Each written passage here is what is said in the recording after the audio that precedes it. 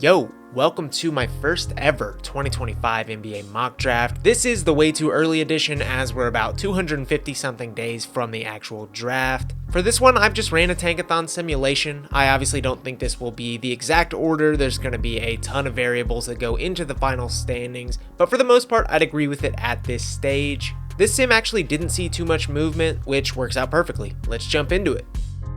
We have who I believe will be the worst team in the league next season in the Brooklyn Nets, making an easy pick in who I believe to be the top talent in this draft at this point, Cooper Flagg. At 6'9", Flagg has dominated 2025 draft headlines so far, and rightfully so, as a powerful two-way force who apparently even rivals current NBA stars. He averaged 16 points, 7.6 rebounds, 4 assists, and 2.7 blocks per game. En route to becoming the Gatorade Player of the Year at Montverde, Flagg is going to be a clearly strong building block for whatever NBA franchise lands his talents, in this case Brooklyn, who right now is starting from the ground up. Flagg's going to be super exciting to watch at Duke next season, and I fully expect him to be the grand prize in this draft throughout the cycle. At number 2, we have another strong union with the Washington Wizards, who will again maintain their position atop the NBA draft, and jumbo guard Dylan Harper, my second-ranked prospect at the moment. Harper stands at about 6'6", and will display his cool combination of on- and off-ball skills for the Rutgers Scarlet Knights next season. He's drawn some comparisons to Cade Cunningham, and if you squint and tilt your head a little bit, you can kind of see it in his toggleable style that brings lots of buckets, and some keen passing too. After landing Alex Sarr in the 2024 draft, the Wizards will likely still be looking to fill out their backcourt with talent in 2025, and I think Harper makes a ton of sense as a sort of blue chip version of Bub Carrington, who, as an aside, I really hope has a great rookie season. Probably where my mock starts to differentiate from some of the others, we have the Pistons landing number 3 and selecting guard Trey Johnson of Texas. I want to make it clear I don't necessarily think the Pistons will be this high in the draft next year. I think they'll have enough internal development and fringe roster moves to win quite a few more games next year, but if they do, I love a swing on shooting guard Trey Johnson. Johnson stands at 6'6", and in my opinion will be one of the best pure scorers in this class. He's going to have a decent leash on a good Texas team, and from what I've heard around the basketball hemisphere, he is just a stud. The Pistons have taken shots on hyper-athletic forwards in Azar Thompson and Ron Holland in recent years, but are still missing that perfect backcourt fit for Cade Cunningham, and I think Johnson in a true offensive role alongside Cade would work really well.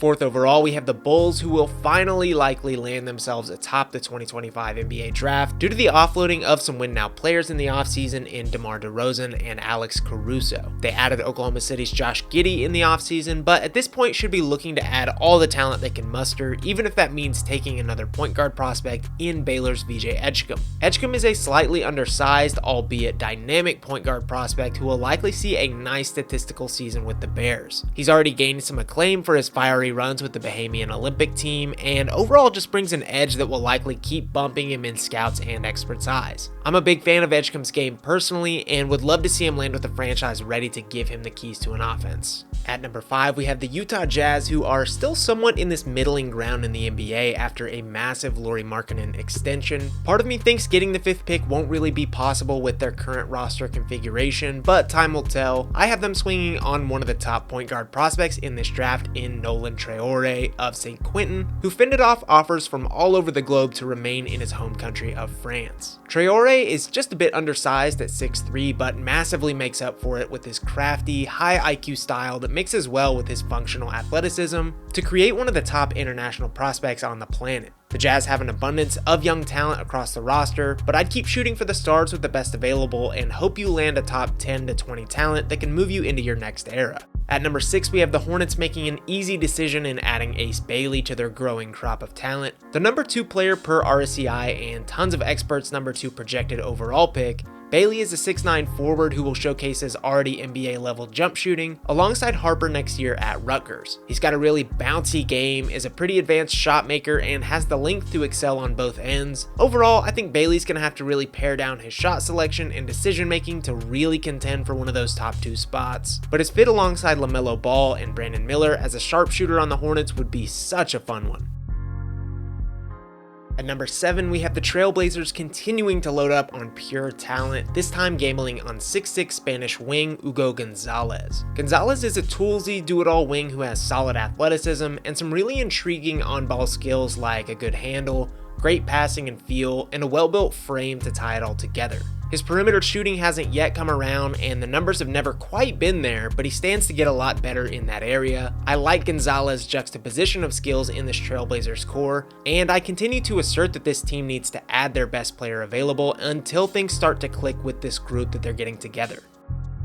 8th overall, we have the Raptors, a team I really hope jumps to the top of the 25 draft after missing out on their top pick last year in 24. Here we have them drafting Kamen Malawach of Duke, a pairing I think is going to be pretty feasible in this cycle. Malawach is the next in line of these immense, athletic 7-footers with game-changing length. He's listed at 7'2" with a reported 7'5" wingspan, and will do a lot of the same stuff that 7-footers of drafts past have done in the upcoming season with the Blue Devils. As they always have, I think Toronto is going to covet length in this draft, and Malawach would be a great swing in an area of need as they continue pushing into this new era of Raptors basketball with Scotty Barnes at the helm.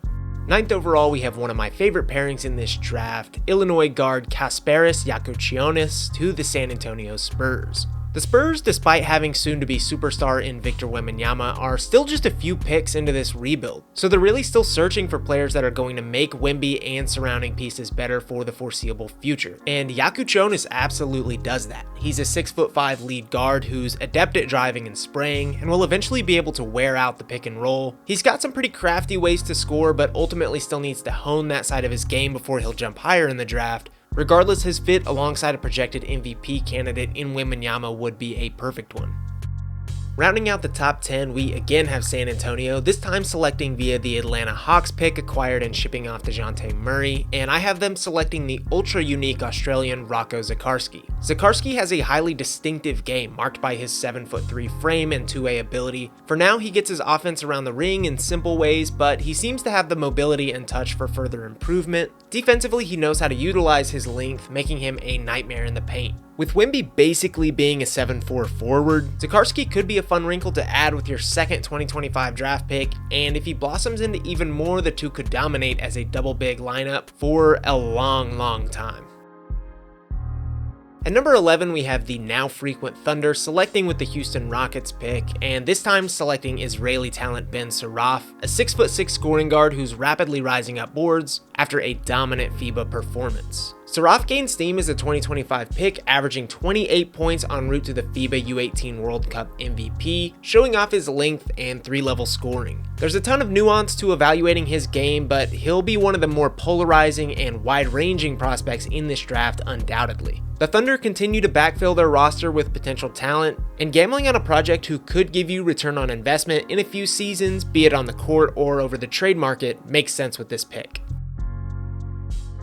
12th overall, we have the Sacramento Kings selecting our first collegiate returnee, Colin Murray Boyles of South Carolina. Firstly, I don't think the Kings will be selecting in the lottery next season. I personally love the addition of DeMar DeRozan, but if they are, I like Murray Boyles as an interesting combo forward. As a freshman at SC, CMB averaged 10 points, nearly 6 rebounds, 2 assists, and 1 steal and block apiece per game, functioning more as a small ball center than a true forward. Still, his production and advanced impact did not go unnoticed by scouts. He didn't hit a single three-pointer and only attempted 5 last season, but if he can find any semblance of a perimeter game next year, he'll be an easy lock to go in the 25 lottery. Here at number 13, the Los Angeles Clippers luck out as the Thunder end up using the Rockets pick instead of LA's. I've got Los Angeles selecting what is likely the last G League prospect, Dink Pate, a 6'8" jumbo guard forward hybrid. As the youngest ever American-born player to play professionally, Pate averaged 8 points, nearly 4 assists, and nearly 3 rebounds at just 17 years old in the G. He's super skilled, and while he has a lot more growing to do on both sides of the ball, he's an easy call as a project-y lottery pick in 2025. In Pate, the Clippers grab a prospect who will hopefully be around when they inevitably turn the page to their next chapter. Rounding out the lottery and the video is the New Orleans Pelicans, gambling on UConn sharpshooter Liam McNeely, who stands to be one of the better three-point shooters in this class. McNeely is a 6'8" wing who will make his name on the perimeter, taking catch-and-shoot shots, running DHOs, and everything in between. He's got a great build, a fluid jumper, and stands to be one of the better ancillary pieces in this class. The Pelicans now have a roster full of on-ball players, and could stand to add some off-ball offense, especially in lieu of Ingram's potential exit from the squad.